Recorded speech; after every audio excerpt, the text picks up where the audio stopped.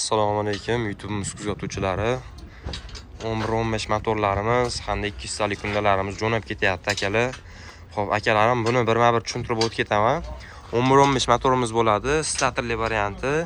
Mana shkiflar bilan qilib beryapmiz. Bu shkifi ham 4 talik qator bo'ladi, hali 3 talik, 2 talik qator bo'lmaydi. Xo'p, akalar, buni rasxotiga kelib turadigan bo'lsak, 1 litrdan 1,5 litrgacha ichadi akalar. Mana o'ziga ham 11-15 belkasi bor. Xo'p, akalar, buni kilosi 185 kilo bo'ladi. Endi shkif-mikif, mana bunaqa gulishlar bilan 200 kilo bo'ladi akalar. Xo'p, akalar, mana yoniga mana belkasini ko'rsatib o'tib ketay. 2200 оборот ekan. Xo'p, 11-15 manitga ham yozib qo'ygan, mana ko'ryapsizlar. Xo'p, akalar, buni ko'rdilaring. Endi 200 talik kundaga kelyapti turadigan bo'lsa, buni klapanlari ichida bo'ladi. 400 kuba suv tashab beradi akalar. Ya'ni 400 tonna. Xo'p, akalarim, butun оборотda ishlasa, o'ziga ham yozib qo'ygan akalar.